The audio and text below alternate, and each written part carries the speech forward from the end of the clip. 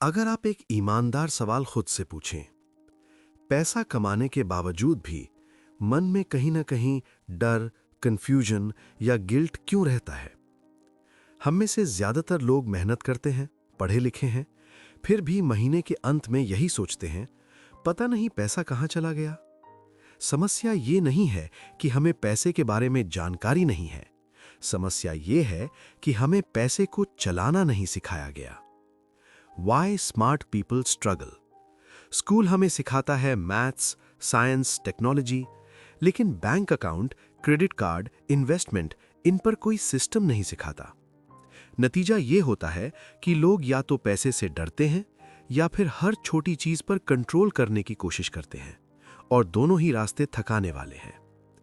इसी कंफ्यूजन को तोड़ने के लिए रामित सेठी ने लिखी I will teach you to be rich second edition. ये किताब अमीर बनने की स्कीम नहीं है, ये एक प्रैक्टिकल सिस्टम है जिसका मकसद है कि पैसा आपकी जिंदगी के पीछे चले, आप पैसे के पीछे नहीं। इस हिस्से में आप सीखेंगे रिच होने का मतलब क्या है और क्यों ज्यादातर लोग शुरुआत में ही गलत जगह फोकस कर देते हैं। What does rich mean? इस किताब में रिच का मतलब सिर्फ बड़ा बैंक बैलेंस नहीं है। रिच का मतलब है चिंता के बिना खर्च कर पाना, फैसले पैसे के डर से नहीं अपने वैल्यूज से लेना, और सबसे जरूरी पैसे को ऑटोमेटिक बनाना ताकि हर दिन उस पर सोचने की जरूरत ना पड़े। रामित एक सीधी बात कहते हैं, अगर हर महीने आपको बैठकर हिसाब लगाना पड़ता है तो सिस्टम गलत है। सोचिए, अगर आपकी सैलरी आते ही बिल्स, सेविंग, इन्वेस्टमेंट अपने आप हो जाएं तो दिमाग कितना फ्री हो जाएगा। यही इस किताब की नींव है, डिसिप्लिन से ज्यादा डिजाइन। अगले हिस्से में हम बात करेंगे उस सबसे बड़े झूठ की कि अमीर बनने के लिए आपको हर खर्च काटना पड़ेगा, और कैसे बिग विन्स छोटी बचत से कहीं ज्यादा असरदार होती हैं। जरा गौर कीजिए, जब भी पैसों की बात आती है सबसे पहले कौन सी सलाह मिलती है? कॉफी कम कर दो, बाहर खाना बंद कर दो, सब्सक्रिप्शन कैंसिल कर दो। पर सच्चाई ये है, लोग सालों तक ये सब करते रहते हैं, फिर भी उनकी फाइनेंशियल हालत नहीं बदलती, क्योंकि समस्या खर्च की नहीं, फोकस की है। Why most advice fails? छोटी छोटी कटौतियां हमें ऐसा महसूस कराती हैं कि हम कुछ कर रहे हैं, पर असल में ये थकाने वाला खेल है। हर महीने खुद को रोकना, हर खर्च पर गिल्ट महसूस करना, ये लॉन्ग टर्म में टिकता ही नहीं। यही वजह है कि ज्यादातर लोग शुरुआत में मोटिवेट होते हैं और कुछ महीनों बाद सब छोड़ देते हैं। I will teach you to be rich इसी माइंडसेट को तोड़ती है। रामित साफ कहते हैं, छोटी बचत पर मत अटको, उन फैसलों पर ध्यान दो जो जिंदगी भर असर डालते हैं। इन फैसलों को वो कहते हैं big wins. What are big wins?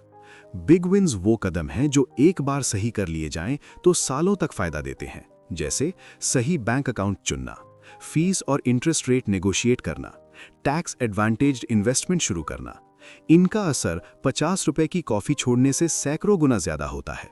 सोचिए, अगर आपकी सैलरी का बड़ा हिस्सा गलत अकाउंट या गलत फैसलों में फंसा हो तो छोटी बचत क्या बदल पाएगी?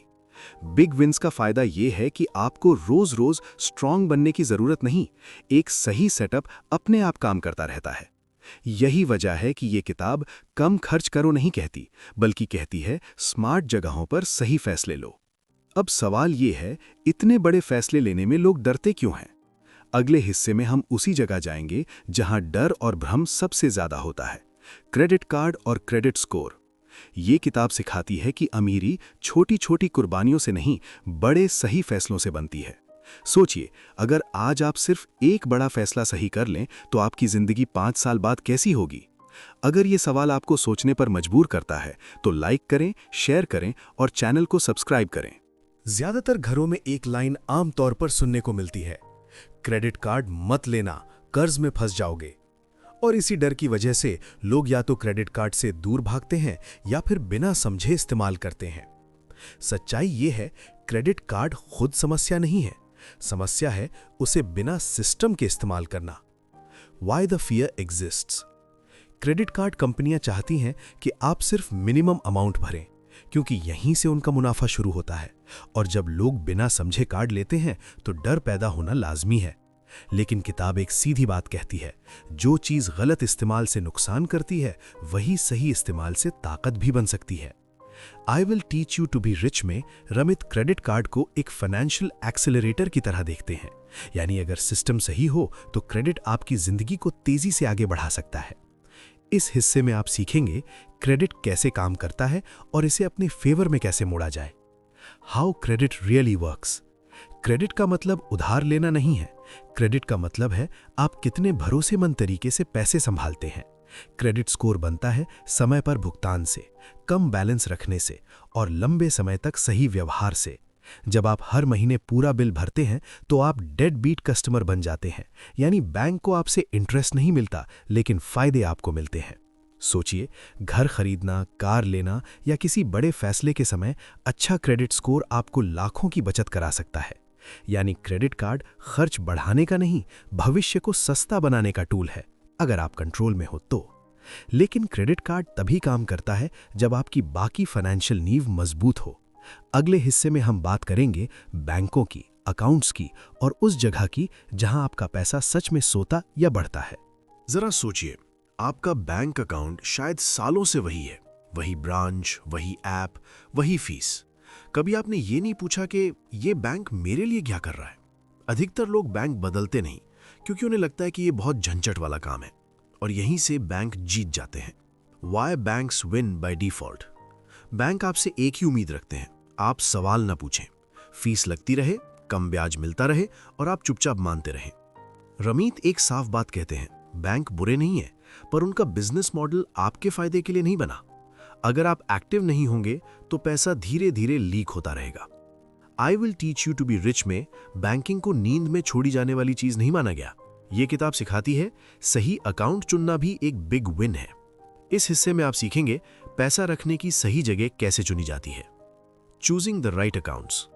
किताब साफ कहती है, एक ही अकाउंट सब काम के लिए मत इस्तेमाल करो। चेकिंग अकाउंट सिर्फ खर्चों और बिल्स के लिए, सेविंग्स अकाउंट इमरजेंसी और गोल्स के लिए, जहां पैसा दिखे और छुए नहीं। जब अकाउंट्स का रोल क्लियर होता है तो पैसा अपने आप कंट्रोल में आने लगता है। Reinforcement negotiation matters.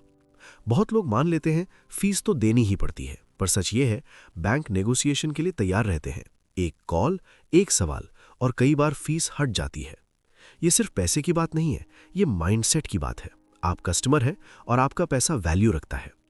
अब जब बैंक और अकाउंट सही जगह सेट हो गए हैं तो अगला बड़ा कदम है इस पैसे को बढ़ाना। अगले हिस्से में हम उसी डरावने शब्द पर जाएंगे, इन्वेस्टमेंट, और जानेंगे कि असल में ये इतना मुश्किल क्यों नहीं है।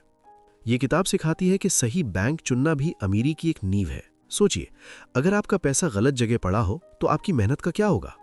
अगर ये सवाल जरूरी लगता है तो लाइक करें, शेयर करें और चैनल को सब्सक्राइब करें। इन्वेस्टमेंट बाद में देखेंगे, पहले थोड़ा और सीख लेते हैं। मार्केट सही टाइम पर करेंगे। ये तीनों बातें सुनने में समझदारी लगती है, लेकिन असल में यही वो कारण है जो लोगों को सालों पीछे धकेल देते हैं। इन्वेस्टमेंट से डर अक्सर नुकसान के डर से नहीं, गलत फैसले लेने के डर से आता है। Why people delay investing? ज्यादातर लोग सोचते हैं इन्वेस्ट करने के लिए बहुत पैसा चाहिए, या बहुत दिमाग, या सही टाइम। किताब साफ कहती है, इन्वेस्टमेंट में सबसे महंगा फैसला है शुरू न करना। समय यहां सबसे बड़ा फैक्टर है, ना कि perfect knowledge. I will teach you to be rich investment को आसान बनाती है। कोई जटिल शब्द नहीं, कोई डे ट्रेडिंग नहीं। इस हिस्से में आप सीखेंगे पैसे को बढ़ाने का सही क्रम और क्यों सिंपल रास्ता ही सही रास्ता है। The right order of investing. किताब एक साफ सीढ़ी बताती है। सबसे पहले कंपनी का 401k या रिटायरमेंट प्लान, खासकर अगर मैचिंग मिलती हो तो। फिर रॉथ IRA जैसे टैक्स एडवांटेज्ड अकाउंट्स, और उसके बाद बाकी इन्वेस्टमेंट। इस क्रम का मकसद है कम टैक्स, कम गलती और ज्यादा कंट्रोल। Simple beats smart. बहुत लोग स्मार्ट दिखने के चक्कर में जटिल इन्वेस्टमेंट चुनते हैं, पर किताब बताती है सिंपल कम खर्च वाले इंडेक्स फंड लॉन्ग टर्म में ज्यादातर प्रोफेशनल्स को भी पीछे छोड़ देते हैं। इन्वेस्टमेंट बोरिंग होना चाहिए, क्योंकि बोरिंग चीजें इमोशन से नहीं चलती। अब सवाल ये है, अगर इन्वेस्टमेंट सही चल रही है तो रोजमर्रा के खर्च और सेविंग्स कैसे संभालें? अगले हिस्से में हम बात करेंगे कॉन्शियस स्पेंडिंग की, जहां पैसा रोकने की नहीं, समझदारी से खर्च करने की कला सिखाई जाती है। ज्यादातर लोग बजट बनाते हैं और कुछ ही हफ्तों में तोड़ देते हैं, फिर खुद को दोष देते हैं, मुझसे कंट्रोल नहीं होता। पर सच्चाई ये है, समस्या आप नहीं है, समस्या बजट का तरीका है। Y budgeting breaks? हर खर्च को ट्रैक करना दिमागी थकान पैदा करता है। हर बार खर्च से पहले सोचना, क्या ये सही है? ये तरीका लॉन्ग टर्म में टिकता नहीं। इसीलिए I will teach you to be rich budget नहीं, कॉन्शियस स्पेंडिंग सिखाती है। कॉन्शियस स्पेंडिंग का मतलब है हर चीज सस्ती लेना नहीं, मतलब है जो चीजें आपके लिए मायने रखती हैं उन पर दिल खोलकर खर्च करना। इस हिस्से में आप सीखेंगे खर्च को दुश्मन नहीं, टूल कैसे बनाया जाए।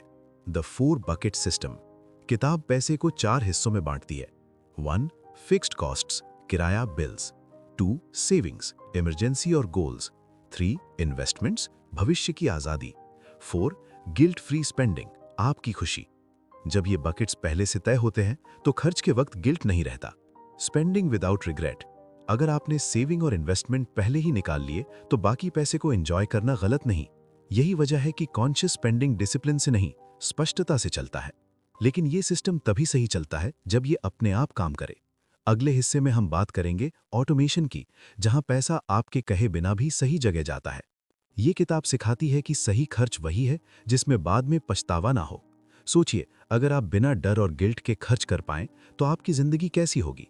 अगर ये सोच आपको आजाद लगती है तो लाइक करें, शेयर करें और चैनल को सब्सक्राइब करें। हम अक्सर सोचते हैं, अगले महीने से ज्यादा सेव करूंगा, अब खर्च कंट्रोल में रखूंगा। लेकिन सच्चाई ये है, इंसान थकता है, डिसिप्लिन टूटता है और पैसा फिर वही पुराने रास्ते पर चल पड़ता है। इसीलिए इच्छा शक्ति पैसों के मामले में सबसे कमजोर हथियार है। Why automation matters? ऑटोमेशन का मतलब है फैसले पहले लेना और एग्जीक्यूशन सिस्टम पर छोड़ देना। I will teach you to be rich कहती है, अगर पैसा अपने आप सही जगह जा रहा है तो आपको सही फैसले रोज लेने की जरूरत नहीं। इस हिस्से में किताब पैसे को मैनेज करने से पैसे को डिजाइन करने की बात करती है। आप सीखेंगे कैसे अकाउंट्स को एक दूसरे से जोड़कर एक ऑटोमेटिक मशीन बनाई जाती है। Automatic money flow. जैसे ही सैलरी आती है, सबसे पहले सेविंग, फिर इन्वेस्टमेंट, फिर बिल्स, और जो बचता है वो खर्च करने के लिए है, बिना डर, बिना गिल्ट। जब पैसा पहले ही निकल जाता है तो खर्च अपने आप कंट्रोल में आ जाता है। Behavioural change. ऑटोमेशन का सबसे बड़ा फायदा है ये आपके व्यवहार को बदल देता है। आप कम नहीं कमाते, बस अलग तरह से देखते हैं और धीरे धीरे सेविंग त्याग नहीं, नॉर्मल आदत बन जाती है। अब सवाल यह है कि जब सब कुछ ऑटोमेटिक हो जाए तो क्या हमें एक्सपर्ट्स की जरूरत रहती है? अगले हिस्से में हम इसी मिथक को तोड़ेंगे, फाइनेंशियल एक्सपर्ट्स का मिथक। जब पैसों की बात आती है, हम सबसे पहले क्या करते हैं? किसी एक्सपर्ट को ढूंढते हैं, क्योंकि हमें लगता है ये बहुत बड़ा और रिस्की मामला है, हमसे गलती हो जाएगी, और यही डर हमें अपनी ताकत किसी और के हाथ दे देता है। Why we overtrust experts? TV, YouTube, news, हर जगह लोग भविष्यवाणी कर रहे हैं, मार्केट ऊपर जाएगा, मार्केट गिरेगा। समस्या ये है, कोई भी लगातार सही नहीं होता, लेकिन एक्सपर्ट्स अपनी गलतियां छुपाने में माहिर होते हैं। I will teach you to be rich इस मिथक को सीधा तोड़ती है। रमीत कहते हैं, इन्वेस्टिंग में एवरेज होना शानदार बात है। इस हिस्से में आप सीखेंगे क्यों साधारण निवेश अक्सर प्रोफेशनल से बेहतर होता है। Average beats expert. किताब बताती है, ज्यादातर फाइनेंशियल एक्सपर्ट्स लॉन्ग टर्म में मार्केट को हरा नहीं पाते। फीस, टैक्स और गलत टाइमिंग धीरे धीरे रिटर्न खा जाते हैं, जबकि कम खर्च वाला ऑटोमेटिक एवरेज इन्वेस्टिंग चुपचाप आगे बढ़ती रहती है। व्हेन एडवाइस इज यूजफुल, इसका मतलब ये नहीं कि कभी सलाह की जरूरत नहीं, पर सलाह का रोल सपोर्ट का होना चाहिए, कंट्रोल का नहीं। अगर सिस्टम सरल है तो आप खुद समझ सकते हैं कि क्या हो रहा है। अब जब सिस्टम बन गया, ऑटोमेटिक भी हो गया, तो अगला सवाल है, इसे बनाए कैसे रखें और जिंदगी के बड़े फैसलों में पैसे को कैसे इस्तेमाल करें। अगले हिस्से में हम यहीं जाएंगे, रिच लाइफ की ओर। ये किताब सिखाती है कि पैसे में सबसे बड़ी ताकत समझदारी नहीं, सादगी है। सोचिए, अगर आप बिना एक्सपर्ट पर निर्भर हुए सही फैसले ले सकें तो कितना आत्मविश्वास आएगा। अगर ये बात आपको सही लगती है तो लाइक करें, शेयर करें और चैनल को सब्सक्राइब करें। अगर पैसा सिर्फ नंबर होता तो रिश्तों में झगड़े क्यों होते, शादियों में तनाव क्यों आता और बड़े फैसलों के वक्त दिल इतना भारी क्यों हो जाता? सच्चाई ये है, पैसा कभी अकेला मुद्दा नहीं होता। वो हमारी वैल्यूज, डर और भविष्य की सोच से जुड़ा होता है। Money and relationships, I will teach you to be rich, इस बात को खुलकर स्वीकार करती है कि रिश्तों में पैसा सबसे मुश्किल लेकिन जरूरी बातचीत है। चुप्पी अक्सर समस्या बढ़ाती है, जबकि साफ बातचीत गलतफहमियों को पहले ही रोक सकती है। पैसा कंट्रोल का नहीं, प्लानिंग का विषय होना चाहिए। इस हिस्से में किताब फाइनेंस को एक्सेल शीट से निकालकर रियल लाइफ में लाती है। आप सीखते हैं, कार खरीदना हो, घर लेना हो या सैलरी नेगोशिएशन, हर जगह पैसा आपके फैसलों को कैसे सपोर्ट कर सकता है। बिग लाइफ डिसीजंस, किताब एक सीधी बात कहती है, हर बड़ा खर्च स्टेटस के लिए मत करो। कार हो या घर, निर्णय इस आधार पर लो, ये आपकी आज़ादी बढ़ा रहा है या घटा रहा है। और सैलरी के मामले में एक सही नेगोशिएशन सालों की सेविंग से ज़्यादा असर डाल सकती है। What is a rich life? Rich life का मतलब दूसरों जैसा दिखना नहीं, मतलब है अपनी शर्तों पर जीना। किसी के लिए ये ट्रैवल है, किसी के लिए समय की आज़ादी और किसी के लिए परिवार के साथ सुकून। अब आखिरी सवाल ये है, जब सिस्टम बन जाए, लाइफ क्लियर हो जाए, तो आगे क्या? अगले और अंतिम हिस्से में हम पूरी किताब को एक साथ जोड़ेंगे और देखेंगे कि इस सोच को लॉन्ग टर्म कैसे जिया जाए। ज्यादातर लोग शुरुआत बहुत जोश से करते हैं। नया साल, नई प्लानिंग, नए गोल्स, कुछ महीने सब ठीक चलता है, फिर जिंदगी बीच में आ जाती है। काम, परिवार, थकान और धीरे धीरे पैसों का सिस्टम फिर से पीछे चला जाता है। सवाल ये नहीं है कि आपने सही शुरुआत की या नहीं, सवाल ये है आप इसे जारी कैसे रखते हैं। Why people fall back? लोग सोचते हैं कि फाइनेंशियल कंट्रोल का मतलब हर दिन चेक करना है। मार्केट देखा, नेटवर्थ देखा, खुद से तुलना की। I will teach you to be rich यहां एक अलग सोच देती है। अगर सिस्टम सही है तो बार बार देखने की जरूरत नहीं। इस आखिरी हिस्से में किताब हमें सिखाती है मेंटेनेंस कैसे करें, बिना घबराए, बिना ओवरथिंक किए। आप सीखते हैं कब कुछ बदलना है और कब सिर्फ सब्र रखना है। लॉन्ग टर्म मेंटेनेंस, किताब कहती है साल में 1-2 बार अपने सिस्टम को देखो, रीबैलेंस करो, गोल्स अपडेट करो, बाकी समय जिंदगी जियो। मार्केट का शोर, नए ट्रेंड्स और जल्दी अमीर बनने वाली बातें, इनसे दूरी ही समझदारी है।